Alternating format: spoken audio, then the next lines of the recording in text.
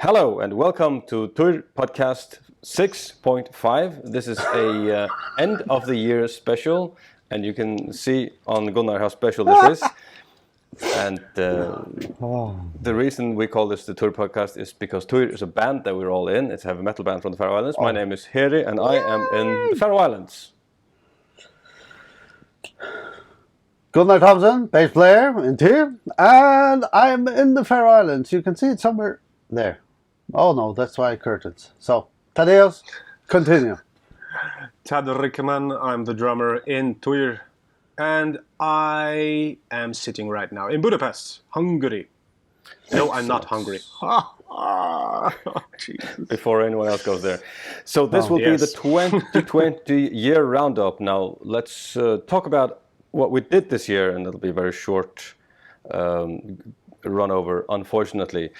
The first thing I remember we did this year was the symphonic show in the Faroe Islands, wasn't it?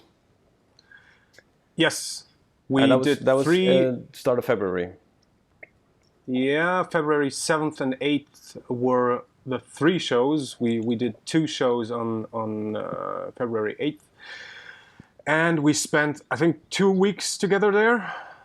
Just that before, long? like Might have been, yeah. Or was it only 10 days? Well, it was about 1 or 2 weeks. Something. We were rehearsing for we were there for more than a week, and we were rehearsing for 3 days, the band together, and 2 or 3 days with the symphonic orchestra. Correct. And something in that manner. It was well, let me take it from the beginning. Years before that, 4 or 5 years, the leader of the symphonic orchestra contacted me with the idea. His name is Paul Jakob Thomsen, and the whole thing was his idea. And he said he wanted to help us get more international traction after all the things that happened with the whaling controversy. And raising money for such a project is, I can't imagine how difficult it's been, but he did it wonderfully. It was the most expensive project they ever had in the Nordic House. And it took years from start to finish, and only the very last part of it had anything to do with us. Everything before that was other people arranging it. So it was a huge undertaking, and only the last part involved us, actually. Just wanted to give people credit for it. It was not really. Oh yes. It didn't really come from the band, honestly. I mean, it was even when you just check the video out on YouTube, we are like, I think 110 people, at least over 100 on stage. It was humongous. Around there, yes. And of course, the people working in the background before that and during that, it was. Yeah, probably the biggest production we ever took place. Yeah, I think the largest part of the work, longest part of the work must have been the guy who arranged the symphonic parts. That took months, and it's very specialized work and expensive too, I might add. So but the playing itself, I thought it was very nice. I love the sound of it, the feeling of the power behind me, unbelievable. Maybe especially the choirs. Yeah, it was very fantastic. Absolutely, one of the biggest moments in my life, I have to say. I was very surprised about. I did not know what to expect from the people playing classical music. I thought actually they would be a bit pompous, but no. I think some of the most nicely going people I ever met, actually. Honestly, I think I was the most pompous person there. Well, usually you are. So they actually loved doing something different. Yeah. And I think actually being allowed to play fairly loud on their instruments. I think they like that. 1 or 2 actually complained because a metal band is much louder on stage than a classical orchestra, especially the drums. And It was not easy for them to hear themselves. You're sitting there with a tiny violin next to a huge drum kit. So as you can see, if you see in the video, there's a glass cage, a plexiglass cage around the drums, even with the roof on, to lock the sound in. I was thinking if we ever do that again, you probably need a double cage for the symphonic orchestra to hear themselves. Well, actually, there was no roof, but that could be a solution. No. I see. It was my only, memory fails me. It was only in front of me and on the side, and there were some only additional smaller plexis. Yeah. The roof might help a lot. Yeah. The roof. I think so too. The roof. The roof. So we are currently working on getting. So what about the roof then? It's on fire. I cut you off guard.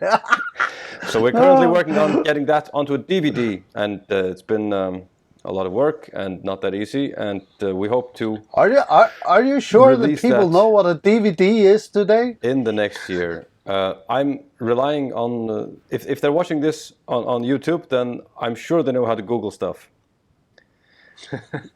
Google DVD. The next thing we did was the Jorvik Takeover festival. We played there once before. This was the second time, right? Well, even third time maybe. You played. That was before me at the Barbican in York, but I think not at this particular festival. This is a general Viking week of the entire city of York, and they had some arrangement there before. This may not be the same company or the same arrangers, but we played at this general event at least once before. This is a very nice one. I think it's a big show we played there in York at least, and it was very, very well arranged. A lot of Viking enthusiast people.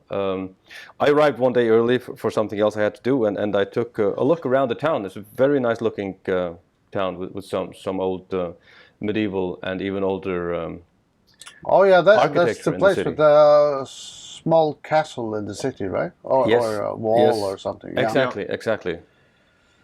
Yeah. To keep out the Vikings, people like us.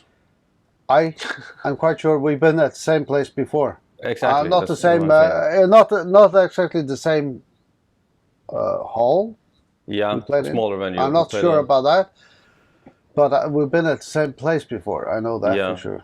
Yeah, something in the older part, the smaller part of the city, the smaller streets and smaller houses. I remember distinctly. I went jogging and I got horribly lost as usual. You lost? Thought, there's a river. No way. I thought, there's a river. Look, I can just follow the river. And then it just winds through the city, goes underground here and there, and I got lost. And then you found yourself at the sea, at the coast. No, I don't believe I did, no. But it was a nice way to see some of the city. Yeah. It was good to play. That was at the start of the zombie apocalypse outbreak that we are currently suffering through. I remember there were talks of something here and there. Nobody really knew how seriously. Well, I at least didn't know how seriously one should take it, but here we are. Yeah, I was kind of expecting something when SARS broke out. That was about the level of what I thought it was going to be. Yeah, that didn't really. Wasn't so when the SAR was around, I remember we came out of the airplane. We had to step into this fluid. Exactly. In a tray in front of the plane. That's about it for SARS. So this turned out to be something completely different. Yeah. We had a good year lined up in front of us at that time. Yeah. That all went unfortunately, yes, we were many fascinating places to go. Yeah, and we didn't. Over 60 shows cancelled and or postponed, I think, right? Hopefully only postponed. Yeah. So far, I didn't remember hear the word most cancelled. likely more shows, because usually I notice when we get a lot of concerts like that lined up, usually there's more to come. Yeah. Oh, yeah. Especially The festivals. follow after. Yeah. So Grows exponentially. That's true. Yeah. That's true. So that was it for this year. yeah. We have some questions from people on Patreon. Yeah, I should announce first.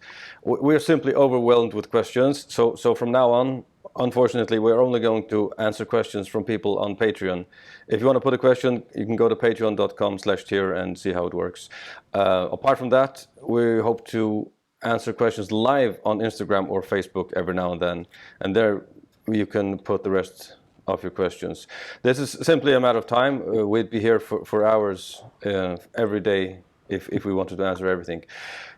Anyway, the first question is from Little Lady Seraphine. Actually, she has 4 questions. The first question is, would you guys ever do a VIP meet and greet thing before a show? Would you? I think we have done something like that before. We have, yes. The thing is, it's not really up to us. It's either our tour manager or the local promoter who does that. And it depends on if we have time, if there are circumstances for it. And we, as a band, would love to do it. I don't think we would ever say Yes, no to definitely. something like this. But it's not No. really our job to arrange it. So if there are people with time for that, and if there are circumstances for it, we'd love to do it. And I hope we'll do it in the future. And I mean, on the other hand, I mean, usually we're around either way. So I mean, we talk quite a lot to. It's to not people that coming difficult to the get shows. in touch with us. Yeah. But maybe we're there are a lot of people say, like we talked about Iron Maiden last time. It's not that easy just to go over to talk to people. Starstruck. So if they pay for it, they feel you should do it. Right. But if you see us walking around the venue, just say hi. It's yeah. if we don't have time, we'll tell you. It's no big deal. So next question is, would you consider selling back patches? I've actually been working on that with our manager and web shop manager for some time, and it's not been that easy to get the right print and quality from the provider we have at the moment, but I'm sure we'll do it eventually. And I'm talking about these big back patches that fill the entire back of like a denim jacket or something that I used to wear when I was younger. So that will come definitely. When do you think you guys would come back to the States? It's hard to say. We had a tour in the States before this whole year was cancelled or postponed. I don't think we got the dates for that yet. Do you know? Are you okay, Gunnar? Yeah, just for the question. Back patches. No. Next question. When will you come back to the States? That tour is still being rebooked. The thing is, people are waiting right now for how everything is going to turn out this year. First, we wanted to rebook and postpone the tours with new dates immediately, but that causes a lot of work for people that doesn't pay anything. So now I think they're waiting to see when they are fairly certain that shows can actually happen, and then rebook the shows to those dates. So we don't actually have the new dates for the US tour, but as soon as possible, I'm sure they'll come. In best case, sometime this year. In worst case, I mean next year. When I say this year, I'm talking about 21. In worst case, yeah, who knows? It's just speculation at the moment. But we will come back to the US. Definitely. Fourth question from Little Lady Seraphine. What books do you guys like to read, and what do you recommend? Thaddeus? Porn. without pictures? With pictures. Of course. Well, for one, I like to. Nowadays, I read all 6 volumes of Karl Ove Knausgård, Norwegian fella. So what kind of porn is that? It's the minimalistic kind of porn. Yeah. Ah, okay, fine, good. Hardly any. Hardly. Well, some, you know, but in a Nordic cold way. So it might not be for everyone. Knausgaard, well, he's a contemporary writer, quite big right now in Scandinavia. I see. Well, I mean, there are so many. I love Knut Hamsun. I love Russian realism. I love the German classics as well. So and some of the new stuff also. But right now, I'm not reading that much for fun because this year was mostly about translating books, and that reading is not the recreational reading. So I'm mostly reading the stuff I have to work on right now. The last thing I started reading, and I'm still in the middle of it, is The Good Soldier's Zweig by Hasek, and I actually got it from you. Yes. Thaddeus. The reason, my father told me once it was the best book he ever read, the collections about Zweig, and I mentioned that to you, and you gave me the book, and I have not much time to read for fun, but that is the one I'm plowing through right now. Before that, it must have been a long time before I read a novel for fun. I think I read, I listened to audiobooks mostly. The latest one by Bruce Dickinson, some classics, Brave New World, and what was I reading? Some Russian classic. What's her name? Karenina, Anna Karenina. Mm-hmm. Nice to get through some classics every now and then, but mostly I think I read non-fiction. Right. And that's it. Not much for me to recommend. Gunnar? Oh no, I find it all quite boring. I do not read that much because those books I would like to read are quite hard to find anywhere, and it's mostly about mechanics, about rockets and animals that lived a long time ago. Those books normally is not something you find on a shelf anywhere, so you have to special order it. Do you ever listen to audiobooks? No, I used to at the work I had at one point, but nah, I don't know. Those are much easier to order naturally. Yeah, but there's not much of. What's the last thing? Well, last thing I think actually was the Bruce Dickinson stuff. The Button.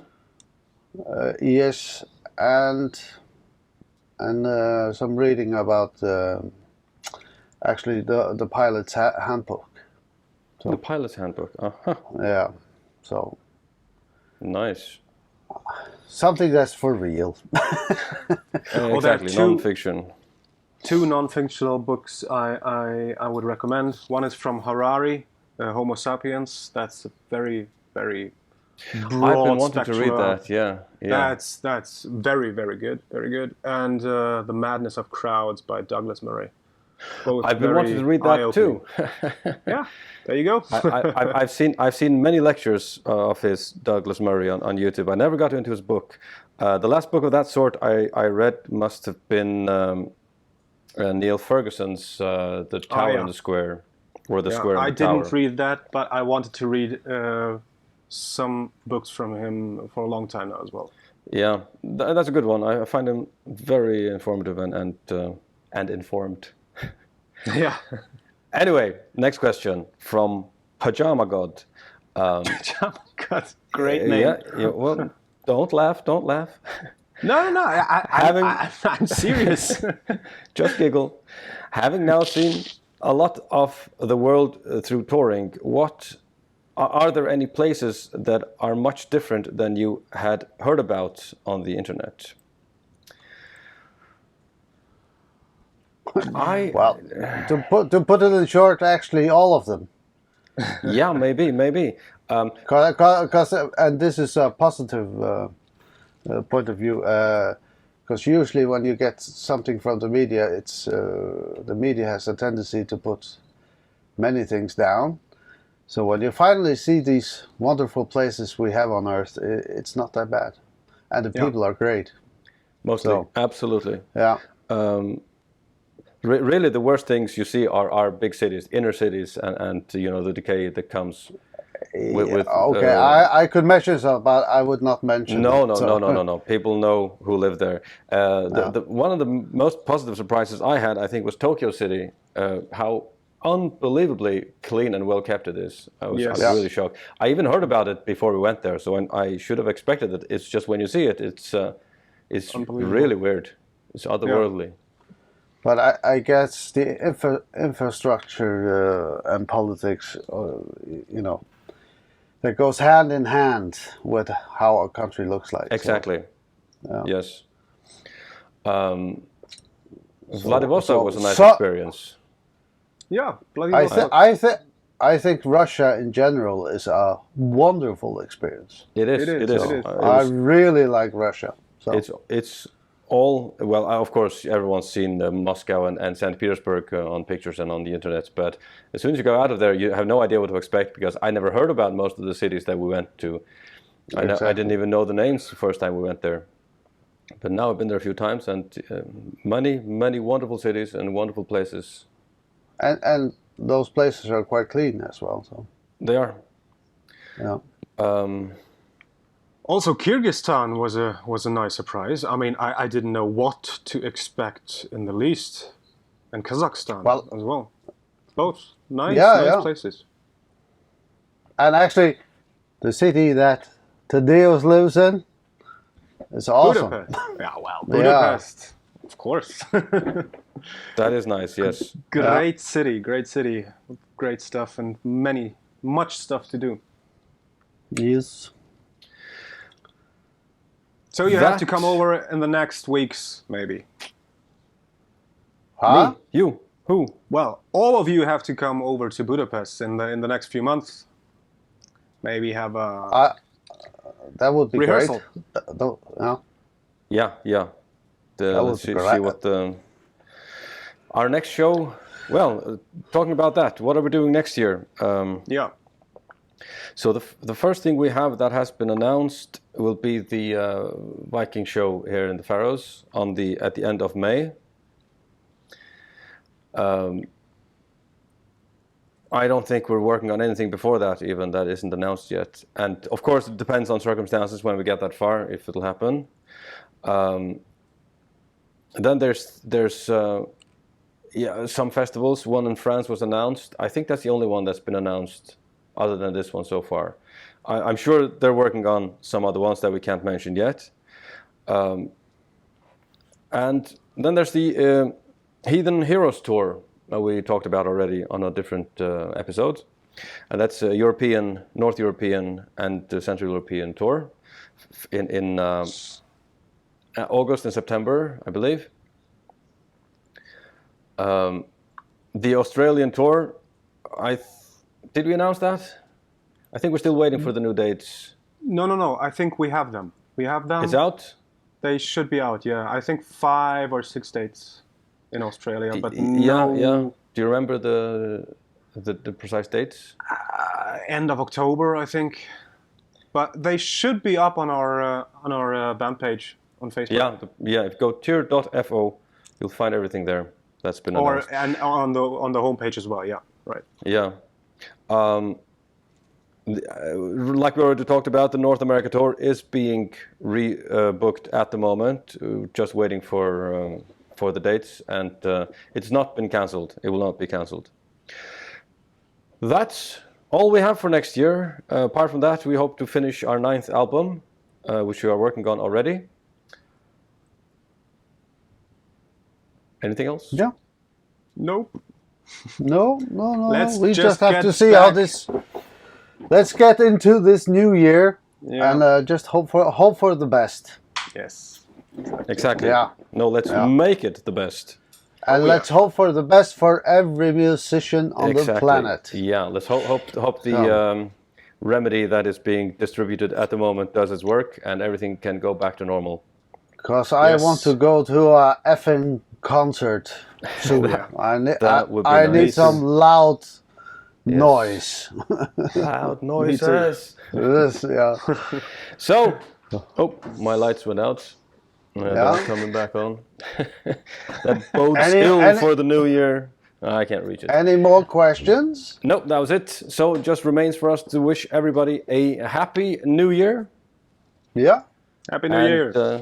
Happy New Year. See you on the 7th of January for the next season of the Týrcast.